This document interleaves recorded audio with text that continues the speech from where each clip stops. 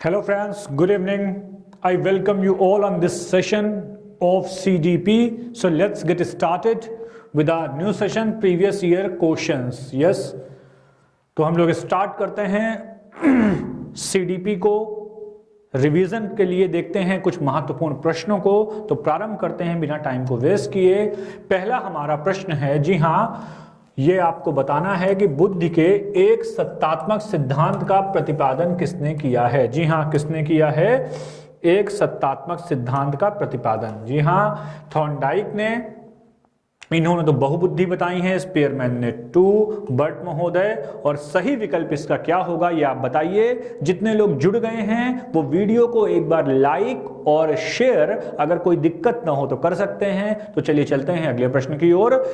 इसका सही जवाब क्या होगा? जी हाँ, सैमुअल जॉनसन होगा। क्या होगा? सैमुअल जॉनसन होगा। चलते हैं अगले प्रश्न की तरफ। स्पीयरमैन की अगर बात करेंगे तो द्विकारक, देखिए द्विकारक की बात कही गई है यहां पर। जी हाँ, और बुद्धि के हम लोग स्थूल बुद्धि, सूक्ष्म बुद्धि। जी हाँ, बुद्धि बहुत ही महत्वपूर्ण चीज है जो हम सभी को इंटेलिजेंस के बारे में, इंटेलिजेंस की थ्योरीज और इंटेलिजेंस मापन को, थर्स्टन को याद रखेंगे, बर्ट को याद रखना है। इसकी डिटेल्ड क्लास मैंने ली हुई है। थॉर्नडाइक ने भी बुद्धि के बारे में बताया है, सामाजिक बुद्धि कैसी होती है और विभिन्न प्रकार के प्रकार। तो चलिए चलते हैं अगले प्रश्न की ओर। जी हाँ, यदि किसी बालक की मानसिक आयु मतलब mental age upon current age into 100, जी हाँ, क्या होता है ये हमारा इक्वेशन। मानसिक आयु 15 वर्ष है, जबकि उसकी वास्तविक आयु 12 वर्ष है। तो मतलब 15/12, 15 अपॉन 12 इंटू 100 इसको टू आपको बताना है कि क्या होगा। ठीक है, तो बताइए क्या होगा इस क्वेश्चन का आंसर। कैलकुलेशन तो आप लोग प्रॉपर कर ही लेंगे। तो 105 आएगा, 100 आएगा या C आएगा। तो इसका सही विकल्प क्या आएगा? 125। क्या निकल आया? उसकी दरअसल आयु क्या है। अच्छा, इसका पीछे कंसेप्ट क्या है? कंसेप्ट ये है कि अगर कोई बच्चा औसत 5वीं क्लास का बच्चा है और वो औसत जो सारे 5वीं क्लास के बच्चे प्रश्न को हल करते हैं उससे जल्दी वो हल कर लेता है तो वो औसत से ऊपर है। उतना कर पाता है तो वो औसत है, मतलब सामान्य है। और अगर उससे नीचे कर पाता है तो वो क्या होगा? तो वो होगा हमारा अल्प बुद्धि। इंटेलिजेंट क्वेश्चन की बात करेंगे तो स्टैनफोर्ड यूनिवर्सिटी में रिसर्च हुई है। जी हाँ, भाटिया बैटरी वगैरह बहुत सारी चीजें हम बात करते हैं। तो चलिए यहां पे इतना ही, आगे तीसरे क्वेश्चन पर। ये तो आपको याद ही होगा, बहुत ही महत्वपूर्ण जर्नी है, बहुत ही महत्वपूर्ण एक फैक्ट है कि जर्मनी के लिप्जिग नगर में वुंट ने प्रयोगात्मक मनोविज्ञान, मतलब कि प्रयोगात्मक मनोविज्ञान, यहां मनोविज्ञान की बात अगर आएगी तो एक चीज याद रखेंगे आप। क्या? पहले हम किसका अध्ययन करते हैं? दर्शन शास्त्र के साथ, याद रखिएगा, आत्मा। फिर हम बात करते हैं मन। फिर हम बात करते हैं किसकी? चेतना की। और चेतना के बाद अंतिम तौर पर क्या आ जाता है? जो अब चल रहा है। अब किसका हम अध्ययन करते हैं? जी हाँ, व्यवहार का अध्ययन करते हैं। किसका अध्ययन करते हैं? व्यवहार का अध्ययन करते हैं। तो जो हमारा सही विकल्प होगा, किसी का यह प्रश्न गलत नहीं होना चाहिए, क्योंकि यहीं से प्रयोगात्मकता की शुरुआत होती है, एक्सपेरिमेंट की शुरुआत होती है। और ये क्या बन जाता है? मनोविज्ञान। तो 1879 लिप्जिग शहर, किसका? जर्मनी का। जर्मनी का कौन सा शहर? लिप्जिग शहर में इसकी शुरुआत मानी जाती है। एनसीईआरटी अगर आप देखेंगे तो आपको एनसीईआरटी में जब पढ़ेंगे तो ये पूरी लिस्ट आपको दिख जाएगी कि कैसे कैसे विकास हुआ है किसका, इस पूरी प्रक्रिया का। चलते हैं आगे। बुद्ध लब्धि मतलब इंटेलिजेंट क्वोशंट पर किसने थ्योरी दी है कि mental age upon current age into 100 का फॉर्मूला किसने दिया है? जी हाँ, ये फॉर्मूला किसने दिया है यही आपको बताना है। निम्नलिखित में से किस मनोवैज्ञानिक ने दिया है? जी हाँ, क्या बताना है? किसने दिया है? टर्मन ने दिया है, हल ने दिया है, लैंडल ने दिया है, या किसने दिया है? सिस्टमैटिक थ्योरी ऑफ बिहेवियर की बात हल ने की है। तो यहां पर आपको बताना है कि किसने दिया है इस सिद्धांत को। तो जी हाँ, बताइए किसने दिया है इस सिद्धांत को, क्या होगा इसका सही विकल्प? किसने दिया है? जी हां, हल ने, लैंडल ने, ड्रेवर ने, किसने इसका सही जवाब दिया है? तो ये क्या होगा हमारा टर्मन, मतलब A for America would be right answer. चलते हैं अगले प्रश्न की ओर। मनोविश्लेषण विधि के प्रवर्तक हैं। जी हां, अब अगर आप बात करेंगे मनोविश्लेषण विधि की तो आप एक चीज का नाम सुनते होंगे, इरोस मतलब जीवन शक्ति और थैनाटोस मतलब डेथ, और ये है हमारा किससे इसका संबंध? लाइफ से है। किससे है? लाइफ से है इसका। इड के अंदर हम ये दो चीजों को क्या देखते हैं? ये दो चीजों का हम वर्गीकरण देखते हैं, और इस पर पूरी बात अगर की है सबसे ज्यादा किसी ने, जो कि क्या थे? एक डॉक्टर थे और क्या थे? न्यूरोलॉजिस्ट थे। क्या थे? न्यूरोलॉजिस्ट थे। क्या थे फ्रेंड्स? न्यूरोलॉजिस्ट थे। तो जी हां, हम बात करेंगे किसकी? जी हां, हम बात करेंगे सिगमंड फ्रायड की। किसकी बात करेंगे? सिगमंड फ्रायड की। स्पीयरमैन बिल्कुल दूसरे तरीके में चले जाएंगे। युंग इनके ही क्या थे? शिष्य थे। एडलर और युंग को भी बात करते हैं मनोविश्लेषणवाद में, और वुंड को तो हम जानते ही हैं। अभी हमने देखा लिप्जिंग शहर में पहली प्रयोगात्मक प्रयोगशाला, एक्सपेरिमेंटल साइकोलॉजी के जनक भी ये कहे जाते हैं। चलते हैं अगले प्रश्न की ओर।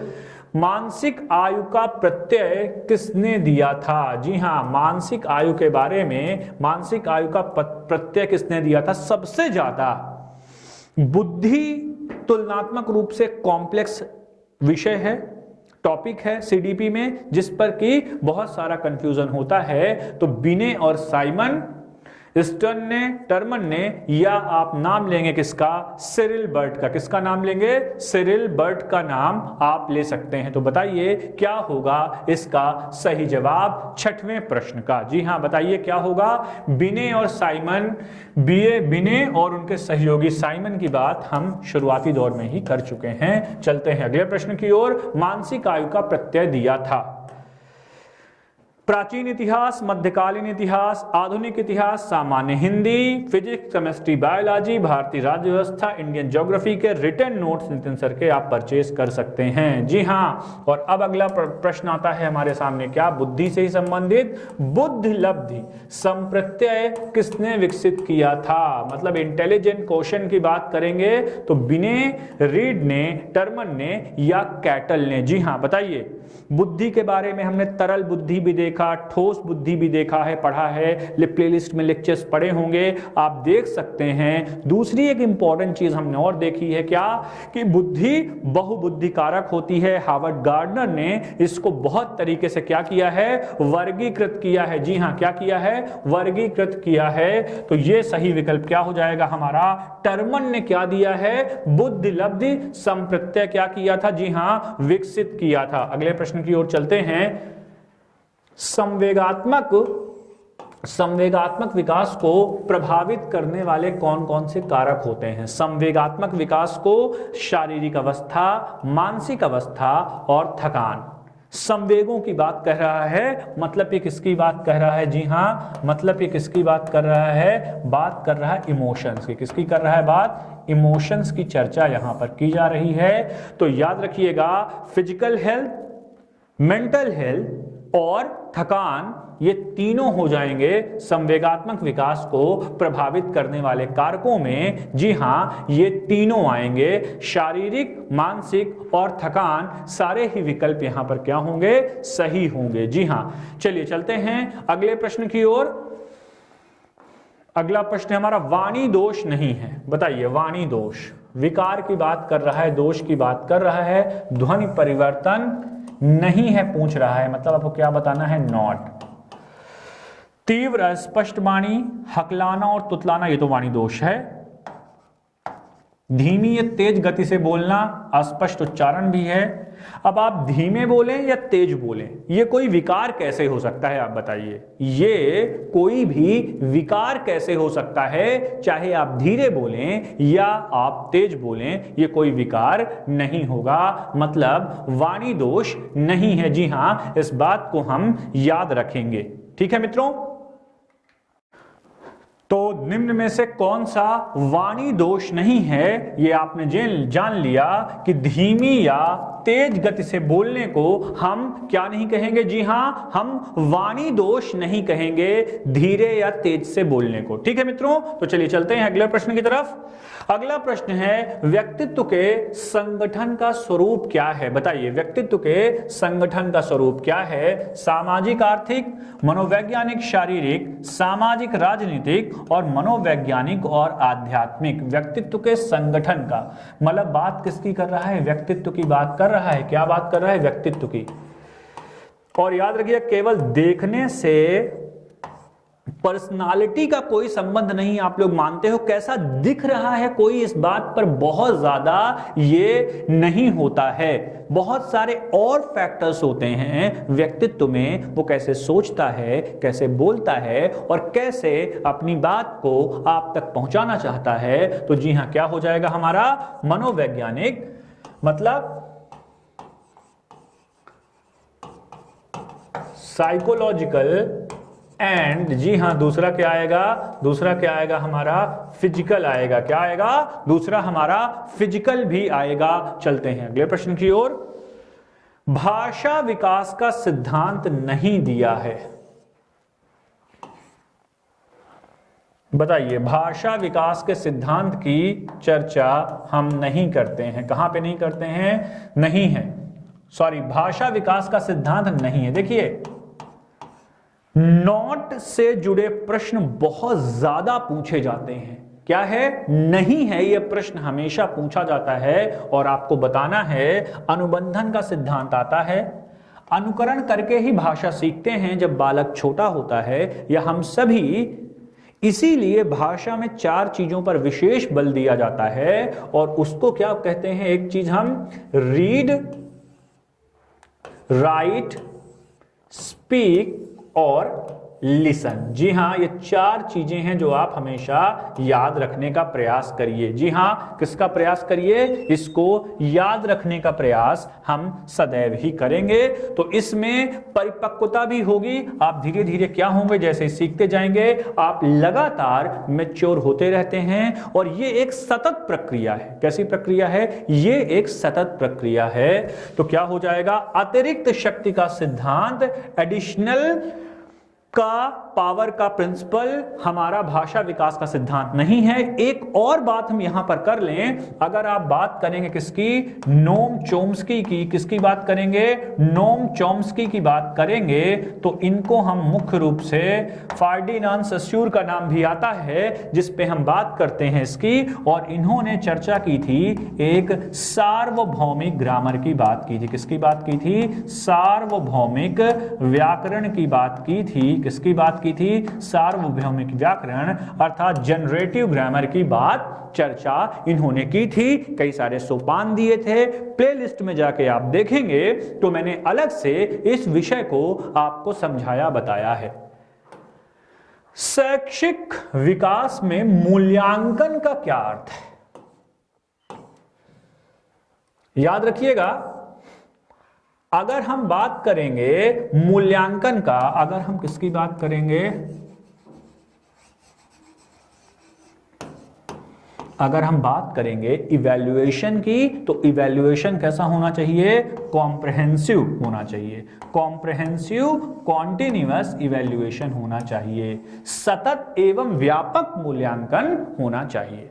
और मूल्यांकन का मूल उद्देश्य क्या है? सतत रूप से, परिपूर्ण तरीके से, in totality we must understand कि what is right and what is wrong for the student. तो ज्ञान क्षमता का मूल्यांकन करना। अच्छा, सबसे व्यापक आंसर हमेशा चुना करिए। जब सीजीपी का प्रश्न आए तो क्या देखना है? सबसे ब्रॉड, सबसे व्यापक बात कौन सी कही जा रही है। तो ज्ञान क्षमता का मूल्यांकन, कार्य निष्पादन का मूल्यांकन, कक्षा अभिलेखों का मूल्यांकन। तो सही क्या होगा? सबसे इंपॉर्टेंट, ये क्यों कर रहे हो आप भैया? ये सिर्फ इसलिए कर रहे हो कि आपको प्रोग्रेस का क्या हो जाए? असेसमेंट हो जाए। क्या हो जाए? प्रोग्रेस का क्या हो जाए? जी हां, असेसमेंट हो जाए। क्या हो जाए?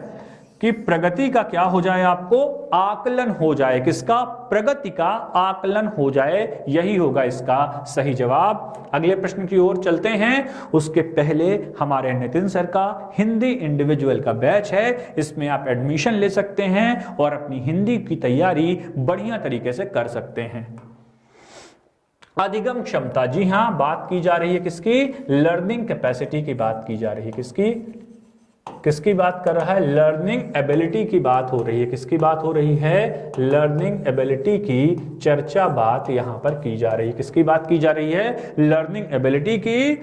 आनुवांशिकता, वातावरण, प्रशिक्षण व शिक्षण और राष्ट्रीयता में किससे प्रभावित नहीं होती है? ठीक है, तो हेरिडिटी बिल्कुल प्रभावित करती है, वातावरण बिल्कुल प्रभावित करता है। कैसे? अगर मान लीजिए कोई बच्चा मंद बुद्धि है, उसको चीजें समझ में ही नहीं आती हैं, तो बताइए वो कैसे चीजों को कर पाएगा? नहीं कर पाएगा, उसको समस्या जाएगी। यही बात तो यहां पर कही जा रही है। जी हां, यही बात यहां पर कही जा रही है। वातावरण, बिल्कुल, वातावरण बहुत व्यापक शब्द है, इसको याद रखिएगा। वातावरण के अंदर सब कुछ आता है। आपको पानी कैसा मिलता है, आपको हवा कैसी मिलती है, आपके आसपास लोग कैसे हैं, है ना, ये सारी ही चीजें यहाँ पर समाहित होती हैं। जी हाँ, जिस पे एक चीज और भी हमारे समाहित होगी, क्या बात आएगी? ट्रेनिंग की बात आएगी। तो यहाँ पर शामिल प्रभावित नहीं है, तो उस पे हमारा केवल एक ही नाम आएगा, जिसको कि हम क्या बोलते हैं? राष्ट्रीयता। किसकी बात करते हैं हम चर्चा बात करते हैं राष्ट्रीयता की, नेशनलिस्टिक अप्रोच की। चलते हैं अगले प्रश्न की ओर। स्वकेंद्रित अवस्था, सेल्फ सेंटर्ड कंडीशन की बात आ गई है। यह प्रश्न परीक्षा में बहुत ज्यादा पूछा जाता है। अवस्था कौन सी होती है बालक में? अगेन सीडीपी की सबसे इंपॉर्टेंट थ्योरी। सब लोग थोड़ा सा रिलैक्स होकर बैठेंगे, सहज रहिए। जितने नेचुरल रहेंगे चीजें ज्यादा बढ़िया याद आएंगी। थोड़ा भागे नहीं, थोड़ा प्रश्न को ठहराव के साथ रुकें, समझने का प्रयास करें। किशोरावस्था में 18 के आसपास आप हो, बिल्कुल नहीं। 7 वर्ष से किशोरावस्था, बिल्कुल नहीं। 3 से 6 वर्ष और 0 से 2 वर्ष। अगर कोई बच्चा विकल्प 7, सी और डी चुन रहा है, तब तो वो बिल्कुल ही क्या कर रहा है? अन्याय कर रहा है। अगर विकल्प कौन सा ले रहा है? सी या डी विकल्प की चर्चा कर रहा है। होगा क्या इसमें दरअसल? बताइए, होगा क्या? जी हां, स्वकेंद्रित अवस्था क्या होती है? 3 से 6 वर्ष की होती है, 3 to 6 ईयर की होती है। और अगर हम बात करें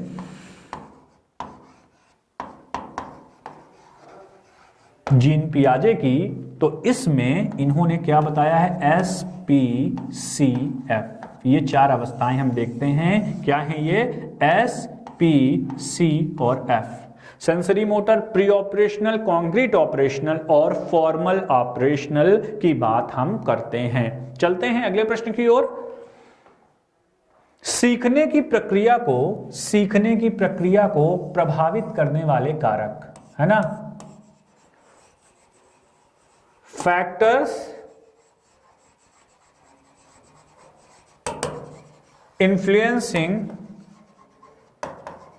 लर्निंग। तो बताइए क्या होगा इसमें? अनुकरण बिल्कुल प्रभावित करता है। अनुकरण, इमिटेशन। सबसे पहली दफा दरअसल हम जब सीखते हैं ना, तो imitation plays a very important role. Imitation plays a very important role when we are learning anything.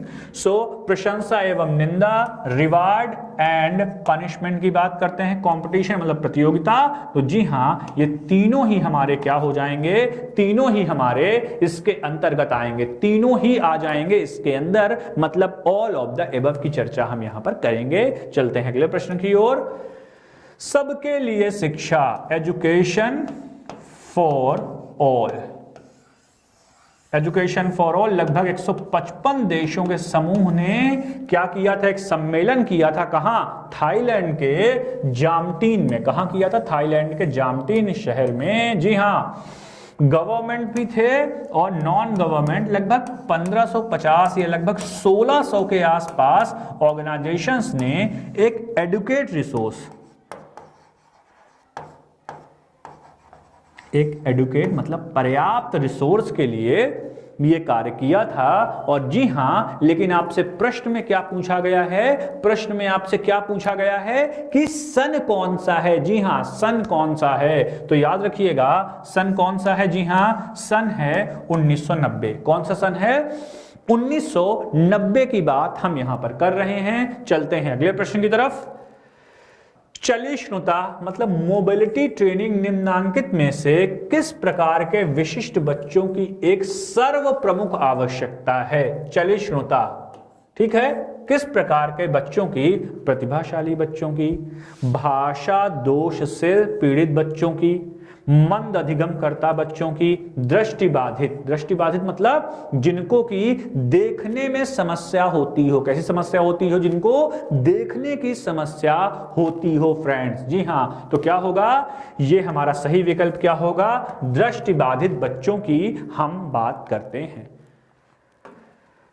निर्देशन यहां पे लगा लीजिए, ABCD विकल्प लगाना भूल गए हैं। 18वां प्रश्न, पिछला क्या था हमारा? 17वां था। जी हां, 18th क्वेश्चन। निर्देशन नवयुवकों को अपने आप, दूसरों के और परिस्थितियों के साथ समायोजन करना सीखने में सहायता करता है।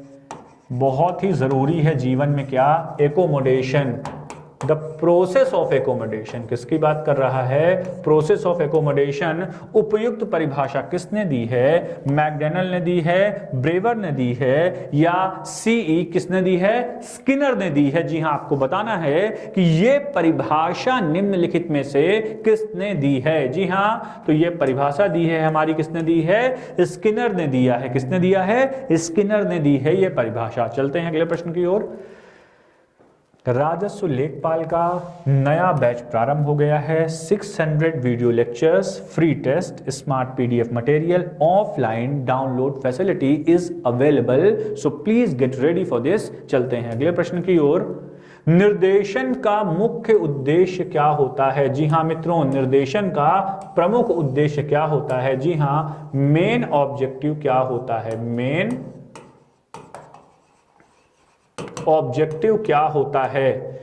छात्र का शारीरिक विकास, फिजिकल डेवलपमेंट, मेंटल डेवलपमेंट, सर्वांगीण विकास और छात्र का संवेगात्मक विकास। तो भाई जब विकास करवाना ही है तो सर्वांगीण करवाया जाएगा, जिससे सर्वांगीण करवाने से फायदा क्या होगा? हर पक्ष उसका सही हो जाएगा। जी हां, सर्वांगीण विकास की चर्चा यहां पर की जा रही है। चलते हैं अगले प्रश्न की ओर। पार्श्व चित्र में निम्नांकित में से क्या आता है? जी हां बताइए, पार्श्व चित्र में निम्नलिखित में से क्या आता है? किसकी चर्चा की जाती है? साक्षात्कार की, मनोवैज्ञानिक परीक्षण की, व्यक्तित्व का संक्षिप्त शब्द चित्र और परिवार से तथ्यों का संचयन। बताइए क्या होगा इसका सही जवाब? जल्दी से बताइए फटाफट। तो क्या होगा? व्यक्तित्व का संक्षिप्त शब्द चित्र की बात करते हैं। किसकी बात करते हैं? व्यक्तित्व का संक्षिप्त शब्द चित्र। अब हर क्वेश्चन को बताने के बाद मैं आपको 5 सेकंड का टाइम दूंगा उसका आंसर बोलने के लिए। मेरे साथ आप सुने और मैं 5 सेकंड के लिए रुका करूंगा। कितने सेकंड के लिए? 5 सेकंड के लिए। चलते हैं अगले प्रश्न की ओर। एक संवैधानिक संस्था के रूप में इसके साथ हम लोग 2 चीजों का और देखिए, याद करिएगा। यूजीसी याद रखेंगे, एक यूजीसी हो गया और दूसरा हमारा क्या हो गया? सबसे इंपॉर्टेंट NCERT, और उसके बाद हमारा तीसरा क्या हो गया? NCTE। क्या हो गया? NCTE। तो पूछा क्या है? मतलब इनका एस्टेब्लिशमेंट डेट पूछी है। क्या पूछा है?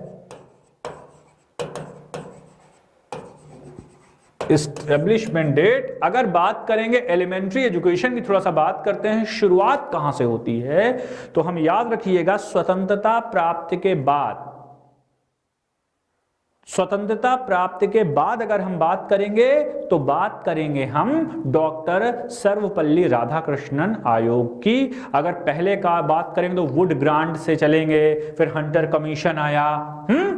किस तरीके से मैकाले की शिक्षा पद्धति आई, जॉन डेकथन का नाम भी हम देखते हैं। तो चलिए यहां पे आपको बताना है, ये हो गया हमारा 1956, ये हो गया हमारा, शायद एक बार मिला लीजिएगा, 1961। और एनसीटीई जो शिक्षकों को ये बताती है कि उनकी अर्हताएं क्या होनी चाहिए, जैसे कि आप देख रहे हैं national council for teachers education. जी हाँ, मतलब उनको कंसल्ट किया जाता है, जैसे इंडियन मेडिकल एसोसिएशन होता है ना। खैर वो वो इंडियन मेडिकल एसोसिएशन समूह हो गया, ये एक कंसल्टिंग एजेंसी है जो सलाह देती है national council for teachers education. चलते हैं अगले प्रश्न पर। तो हमारा 100D नंबर हो गया सही जवाब।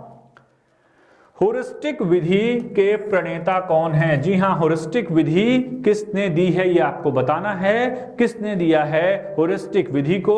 बताइए। Professor Armstrong, John Dewey, Kilpatrick की हम देखते हैं इनकी कौन सी विधि है। इनकी विधि है प्रोजेक्ट विधि की हम चर्चा करते हैं। जॉन डीवी की हम जब बात करते हैं तो प्रोग्रेसिव की बात करते हैं। किसकी? अगर बात करेंगे हम किसका, प्रोग्रेसिव लर्निंग की बात करेंगे तो हम चर्चा करेंगे किसका? जी हां, इनकी चर्चा यहां पर की जाएगी। जी हां, इनकी चर्चा यहां पर की जाएगी। किसकी बात करेंगे हम? हेउरिस्टिक विधि की। तो ना प्रोफेसर आर्मस्ट्रांग है, उपयुक्त में से कोई नहीं। ठीक है, चलिए चलते हैं अगले प्रश्न की ओर। अनशांग पद्धति के जन्मदाता कौन है? अनशांग पद्धति के जन्मदाता कौन है? बताइए कौन है अनशांग पद्धति के जन्मदाता?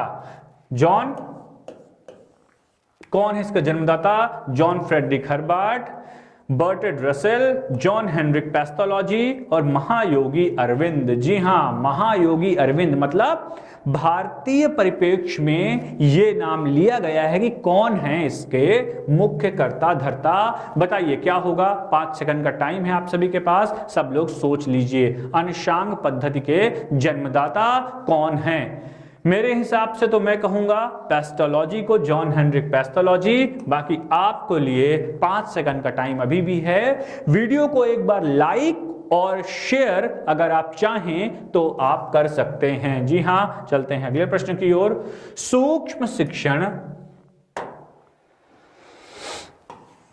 माइक्रो टीचिंग में अगर भारतीय प्रतिमान की बात करेंगे तो 6x6 की बात करते हैं, अर्थात हम बात करते हैं 36 मिनट की। और अगर वैसे आप नॉर्मल बात करें तो इसमें माइक्रो टीचिंग में 5 से 10 मिनट के समय की हम बात करते हैं। कितने की बात करते हैं? 5 से 10 मिनट के समय की हम चर्चा यहां पर करते हैं। प्रबंधन तकनीकी है, मूल्यांकन तकनीकी है, या सूक्ष्म शिक्षण क्या है? शिक्षक प्रशिक्षण विधि है। किसकी बात है? शिक्षण विधि है या शिक्षण प्रशिक्षण विधि है? इन्हीं दो में बच्चों को क्या होगा? कंफ्यूजन होगा। 5 सेकंड का टाइम है आपको बताने के लिए। सूक्ष्म शिक्षण अर्थात माइक्रो टीचिंग की हम बात कर रहे हैं। किसकी बात कर रहे हैं हम? माइक्रो टीचिंग की चर्चा यहां पर की जा रही है। किसकी बात की जा रही है? माइक्रो टीचिंग की बात दरअसल हम यहां पर कर रहे हैं। तो ये याद रखिएगा, ये क्या है? शिक्षक को टीचर ट्रेनिंग मेथोडोलॉजी है। क्या है?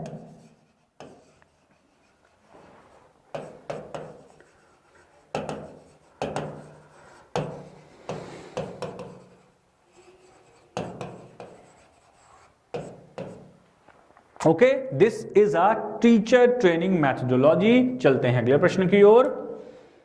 यूपी SSC वीडियो ग्राम विकास अधिकारी बैच प्रारंभ, इनरोल कर सकते हैं। 600 hours video lectures, free test, smart PDF material and offline download facility is available there. चलते हैं नेक्स्ट क्वेश्चन पे।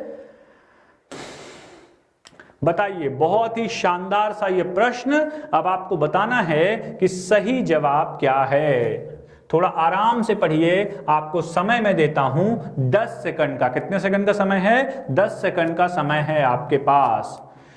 कहां पर है राष्ट्रीय अस्थिरोग अलियावर यंग जंग राष्ट्रीय बधिर संस्थान, शारीरिक विकलांग संस्थान, राष्ट्रीय दृष्टिहीन संस्थान और राष्ट्रीय मानसिक विकलांग संस्थान। जी हां, क्या होगा इस प्रश्न का सही जवाब, क्या होने वाला है इस क्वेश्चन का सही जवाब? जल्दी से फटाफट बताइए क्या होगा।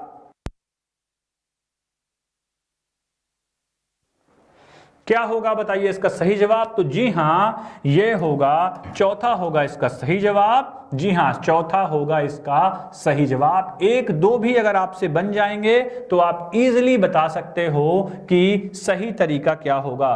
पर इसमें VI तो ऑप्शन ही नहीं दिया है। जी हां, VI 3 4, IV दिया है 1 2 3 4 5, तो विकल्प ही नहीं दिए गए हैं। तो आप इसको डाल दीजिए इस क्वेश्चन को होल्ड पर। आइडियली 1 2 3 4 और 5, 1 2 3 4 5 दिए हुए हैं, लेकिन VI किसी का कंफ्यूजन हो जाएगा, है ना। Okay, just put this question on hold, we will discuss in later session. चलते हैं अगले प्रश्न की ओर।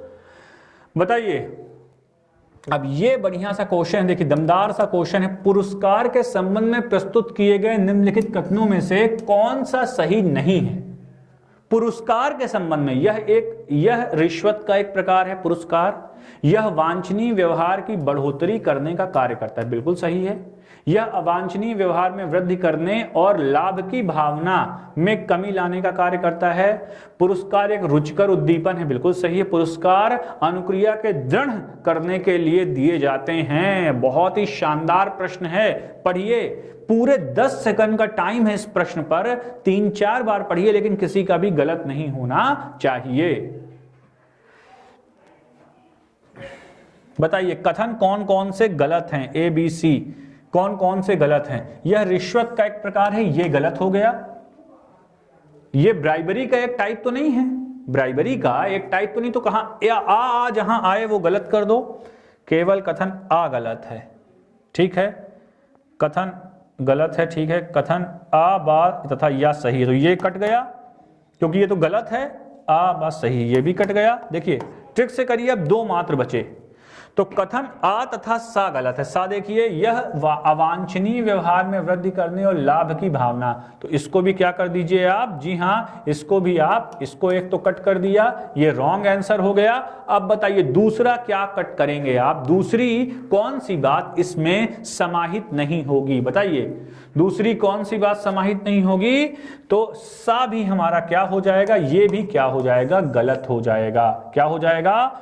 आ भी गलत है, सा भी गलत है, ये दोनों ही मिल गया। जबकि कथन बा दा या क्या है? सही हैं। जी हां, अब बा पढ़ लीजिए। यह वांछनीय व्यवहार, बिल्कुल वांछनीय मतलब भाई हम बच्चे को कोई दे रहे हैं कि बेटा अगर तुमने आज ये क्वेश्चन हल कर दिया, तुमने अगर आज इतनी पढ़ाई कर दी, तुमने अगर इतने नंबर लाए, तो तुमको मैं बहुत सारा क्या दूंगा? चॉकलेट दूंगा या कुछ भी दूंगा। उद्दीपक हैं, तो ये बिल्कुल सही बात है। तो ये सारे क्या हो जाएगा? हमारा सी हमारा सही हो जाएगा। क्या हो जाएगा? सी नंबर ऑफ क्वेश्चन वाला हमारा बिल्कुल करेक्ट होगा। चलते हैं अगले प्रश्न की ओर।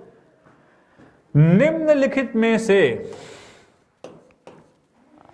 किस मनोवैज्ञानिक ने प्रस्तावित किया है कि बच्चों का चिंतन गुणात्मक रूप से वयस्कों की अपेक्षा अलग होता है? बिल्कुल सही, बहुत बड़ी बात कही गई है। और देखिए ध्यान से देखिएगा, कहने का मतलब बच्चे जितना सोचते हैं, अगर आपको 10,000 थॉट एक एडल्ट को आती हैं, मान लो 10 के थॉट, ठीक है,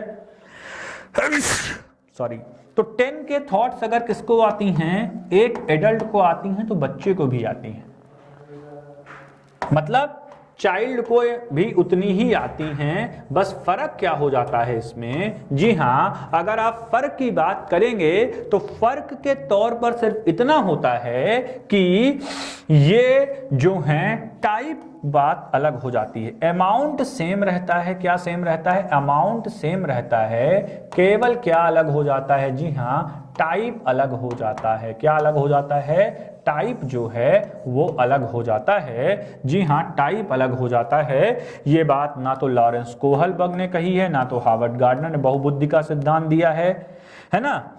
और लेव वाइगोत्स्की ने ग्रुप थ्योरी दी है, कैसे सामान्य बच्चा सीखता है। ये बात कही है किसने? जीन पियाजे ने कही है। किसने कही है ये बात? जी हाँ फ्रेंड्स, याद रखिएगा, ये बात कही है किसने? ये बात कही है हमारे जीन पियाजे महोदय ने।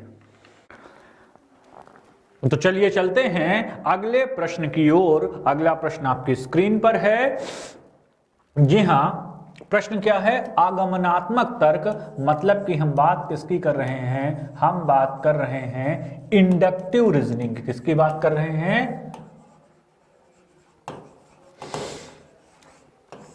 हम बात कर रहे हैं इंडक्टिव रीजनिंग की। हम यहां पर चर्चा करते हैं प्रकृति की अखंडता, प्रकृति की एकता, प्रकृति की समरूपता और प्रकृति की समरसता। तो पहले तो ये जानिए कि इंडक्टिव और डिडक्टिव मेथड होती क्या है। जी हां, इंडक्टिव और डिडक्टिव, ये दोनों क्या होती हैं? एक इंडक्टिव और डिडक्टिव में होता क्या है? डिडक्टिव का मतलब क्या होता है? निगमनात्मक होता है, निगमनात्मक। और मैंने आपको एक ट्रिक याद करवाई है। निगमनात्मक मतलब जनरल टू स्पेसिफिक, मतलब सामान्य से किसकी तरफ से? सामान्य से विशेष की ओर। किसकी ओर? सामान्य से विशेष की ओर चलते हैं। और इसमें मैंने आपको एक ट्रिक और बताई है, कोई भी एक याद रखें तो आपको सब याद रहेगा। टी मतलब थ्योरी, हाइपोथेसिस, ऑब्जर्वेशन और कंफर्मेशन। मतलब THOC क्या आएगा? THOC क्या आ जाएगा यहां पर? थ्योरी, हाइपोथेसिस, ऑब्जर्वेशन और कंफर्मेशन। मतलब कि निगमनात्मक में क्या आएगा? सबसे पहले क्या आएगा? रूल सबसे पहले आएगा। ठीक, तो जब बात करेंगे हम किसकी? सामान्य से विशेष की, तो क्या बात आएगी? डिडक्टिव। और जब हम बात करेंगे किसकी? विशेष से सामान्य की, क्या आएगी? सामान्य की, तो ये क्या हो जाएगा हमारा? Special to general. क्या आ जाएगा? Special to general. तो ये हो जाएगा हमारा डिडक्टिव मैथडोलॉजी, मतलब इंडक्टिव मैथडोलॉजी। अब बताइए, अच्छे से देखिए, थोड़ा सा समय दीजिए कि इस प्रश्न का सही जवाब होगा क्या। जी हां, तो ये चीज क्या बताती है? प्रकृति की समरूपता के बारे में। कैसा बात है ये? इंडक्टिव मतलब कि आगमनात्मक तर्कणा का प्रयोग किया गया है। If you are saying in a purely Hindi language, English में क्या बोलेंगे उसको? Inductive methodology. क्या बोलते हैं? Inductive methodology. चलते हैं अगले प्रश्न की ओर। समस्या समाधान का पहला चरण कौन सा है? अब बताइए, समस्या समाधान का पहला चरण कौन सा होगा? बोलिए, समस्या समाधान का पहला चरण क्या होगा? आपके सामने कोई समस्या आती है, बहुत ही सामान्य सा उदाहरण है, गाड़ी बिगड़ गई या गाड़ी स्टार्ट नहीं हो रही है, तो सबसे पहले आप क्या करेंगे बताइए? परिकल्पना का निर्माण करने लगेंगे क्या? कि परिकल्पना का परीक्षण करने लगेंगे? कि आंकड़े को देखने लगेंगे? नहीं, आंकड़े को नहीं देखेंगे। सबसे पहले आप क्या करेंगे? जी हां, सबसे पहले आप करेंगे क्या? आइडेंटिफिकेशन। क्या करेंगे? आइडेंटिफिकेशन मतलब कि आप क्या करेंगे? जी हां, समस्या की पहचान करेंगे। क्या करेंगे? You will discover the issue of identification. चलते हैं अगले प्रश्न पर। बच्चों के बारे में निम्नलिखित कथनों में से कौन से कथन सही हैं? जी हां, कौन से कथन सही हैं, ये बात कही जा रही है। तो बच्चे जानकारी के निष्क्रिय प्राप्त करता है, बच्चे समस्या समाधान करता है, बच्चे मनोवैज्ञानिक शोध करता है, एंड बच्चे पर्यावरण के सक्रिय अन्वेषक हैं। तो बच्चे लिटिल साइंटिस्ट तो हैं भैया। निष्क्रिय वाली बात तो गलत हो गई। तो ए कहीं है, ए है तो ए कट गया, ए कट गया, ए कट गया, फटाफट बी आंसर आ गया अपना। अब बी को मिला भी लो, बच्चे समस्या समाधान करता है, बिल्कुल बच्चे लिटिल वैज्ञानिक हैं, लिटिल साइंटिस्ट हैं। डी, बच्चे पर्यावरण के सक्रिय अन्वेषक हैं, बिल्कुल हैं, श्योरली हैं। ओके, तो let's move ahead to the next question of the day.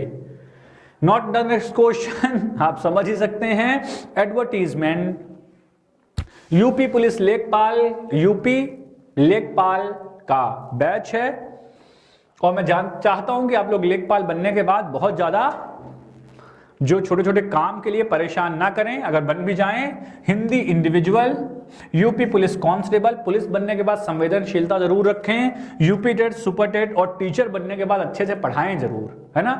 बस बच्चा यही देखता है कि आप मेहनत करके आ रहे हैं थोड़ा बहुत या नहीं आ रहे हैं, है ना। चलिए चलते हैं अगले प्रश्न की तरफ।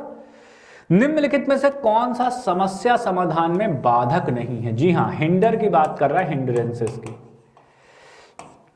किसकी बात कर रहा है? हिंड्रेंसेस की बात कर रही है। जी हां, बाधा नहीं है पूछ रहा है, याद रखिएगा। जल्दबाजी में किया कि कल्याण हो गया, नॉट। सूझ बाधा नहीं है। चिंता, नकारात्मक मानसिक कृति, कौन सी बाधक नहीं है?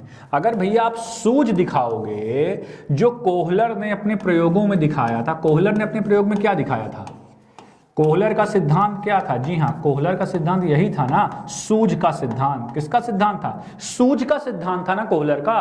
तो सूझबूझ से अगर काम करोगे तो वो बाधक कैसे होगी? वो तो क्या करेगी? आपको मदद करेगी ना। क्या करेगा? वो चीज आपको मदद करेगा, ना कि आपको बाधा पहुंचाएगा। तो इस चीज को आप याद रखेंगे। अगले प्रश्न में देखते, तनाव और क्रोध की अवस्था, भूकंप की अवस्था, भूचाल की अवस्था, स्टॉर्म की कंडीशन, हॉल की डेफिनेशन है। कौन सी अवस्था होगी भैया? तनाव, क्रोध, संघर्ष केवल एक ही अवस्था है। शैशवावस्था में तो बस आप खेल रहे होते हैं, आपको कुछ मालूम ही नहीं रहता जीवन में क्या चल रहा है। दिया है, जी हां, एडोलेसेंट एज, ये क्या हो जाएगी? किशोर अवस्था। वृद्धावस्था में तो आप राम राम जपने लगते हो बस। चलते हैं अगले प्रश्न की ओर। निम्नलिखित में से किस अवस्था में बच्चे अपने समवयस्क समूहों के साथ सक्रिय हो जाते हैं? देखो भाई, प्रौढ़ जब आप होते हो ना तो आप अकेले थोड़ा रहने लगते हो। किशोरावस्था, तो हम बाल्यावस्था और पूर्व बाल्यावस्था, कुल मिला के इन्हीं दो में से आपका एक विकल्प होगा। 50-50% में खेल रहा हूं, बताइए, किसी का भी गलत नहीं होना चाहिए कि सही जवाब क्या होगा। पूर्व बाल्यावस्था, बाल्यावस्था, प्रौढ़ावस्था और किशोरावस्था। अब बात कर रहा है समवयस्क समूहों के साथ दरअसल सक्रिय सदस्य हो जाते हैं। तो हम लोग समवयस्कों के साथ कब हो जाते हैं? जी हां, किशोरावस्था में हो जाते हैं। ज्यादातर लोग बाल्यावस्था लगा देंगे या पूर्व बाल्यावस्था लगा देंगे। कौन सी लगा देंगे? बाल्यावस्था या कि पूर्व बाल्यावस्था। चलते हैं अगले प्रश्न की तरफ। किशोरावस्था में संवेगों की तीव्रता किस प्रकार प्रकट होती है? किसमें? एडोलेसेंट एज में। किस एज में? एडोलेसेंट एज में। किसकी बात कर रहे हैं हम? जी हां, हम बात कर रहे हैं एडोलेसेंट एज की। किसकी बात कर रहे हैं हम? एडोलेसेंट एज की बात कर रहे हैं। तो प्रतिकूल पारिवारिक संबंध, व्यवसाय की समस्या, नई परिस्थिति के साथ समायोजन और उपरोक्त में सभी, मतलब ऑल ऑफ द एबव। तो राइट आंसर इसका क्या होना चाहिए अकॉर्डिंग टू यू? जी हां, तो इसमें सही क्या होगा? All of the above. क्या हो जाएगा? ऑल ऑफ द एबव हमारा हो जाएगा सही जवाब। क्या हो जाएगा? ऑल ऑफ द एबव की बात यहां पर की जा रही है। चलते हैं अगले प्रश्न की ओर। जन्मजात वैयक्तिक गुणों का योगफल होता है, क्या होता है भैया? किसकी बात कर रहा है? जन्मजात मतलब इनहेरिटेड। क्या होता है? इनहेरिटेड। इनहेरिटेंस की बात हो रही है। तो बात हो रही है ना तो समानता की, ना निरंतरता की, ना युत्सा की। बात हो रही है किसकी? वंशानुक्रम की। मतलब की बात किसकी हो रही है? हेरेडिटी की। और heredity into involvement equals to क्या बन जाएगा? हेरिडिटी और इन्वॉल्वमेंट को इंटू कर दोगे तो क्या बनेगा? जी हाँ, ये क्या बन जाएगा? ये बन जाएगी, ये क्या बन जाएगी? जी हाँ, ये बन जाएगी आपकी पर्सनालिटी। क्या बन जाएगी? आपकी पर्सनालिटी बन जाएगी, आपका व्यक्तित्व बन जाएगा। क्या बन जाएगा आपका?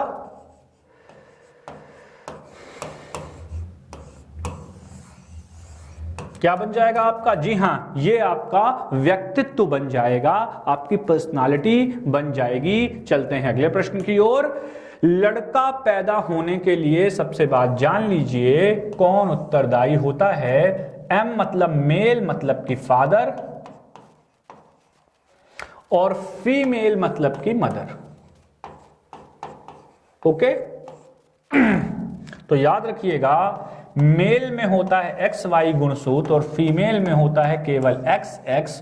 तो पुरुष बनने के लिए हमारा क्या चाहिए होता है? XY चाहिए होता है। क्या चाहिए होता है? XY चाहिए होता है, तब बनता है क्या? मेल। जी हाँ, याद रखिएगा।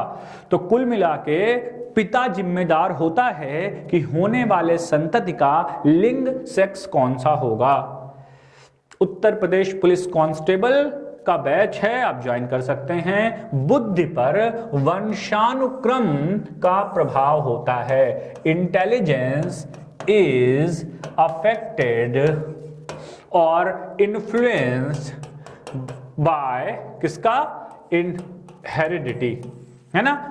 गैसल, गॉल्टन, टर्मन और डॉक्टर माथुर। तो what would be right answer according to you? जी हाँ, ये बात कही है, किसने कही है ये बात? ये बात किसने कही है बताइए?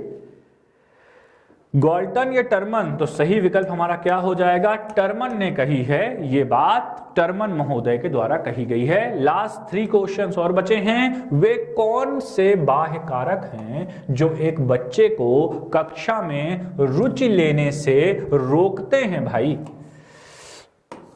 भावना और मनोभाव, संस्कृति और प्रशिक्षण, बच्चे का दृष्टिकोण, लक्षण और प्रयोजन। वाह, सारे ही विकल्प बहुत ही अच्छे सूझबूझ के साथ दिए गए हैं। बताइए कि क्या होगा इसका सही जवाब? आपको बताना है क्या होगा इसका सही जवाब।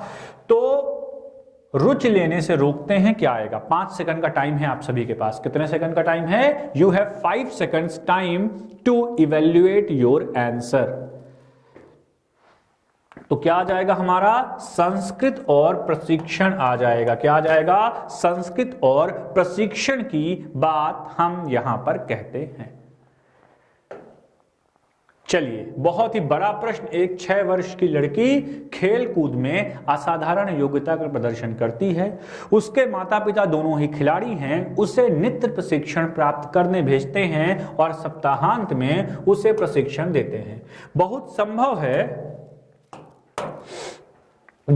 संभव है कि उसकी क्षमताएं निम्नलिखित दोनों के बीच परस्पर प्रतिक्रिया का परिणाम होंगी। तो किसका परिणाम होंगी? अनुशासन और पौष्टिकता हो सकती हैं, स्वास्थ्य और प्रशिक्षण हो सकती हैं, वृद्धि और विकास। लेकिन सबसे बेहतर ऑप्शन क्या होगा? Heredity into involvement. उसके अंदर सब कुछ समाहित हो जाएगा।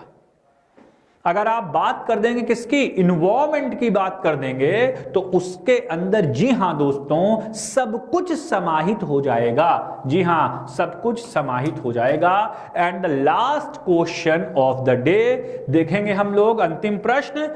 शिक्षा के संदर्भ में सामाजिकरण से क्या तात्पर्य है? शिक्षा के संबंध में सामाजिकरण से क्या तात्पर्य है? अपने सामाजिक मानदंड बनाना, समाज में बड़ों का सम्मान करना, सामाजिक, यही होगा सही विकल्प। सामाजिक वातावरण में अनुकूलन करना और क्या करना? समायोजन करना, मतलब समायोजना बनाना।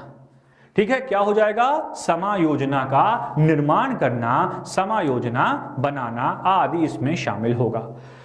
तो चलिए ठीक है मित्रों, आज के लिए आपको बस यहीं तक।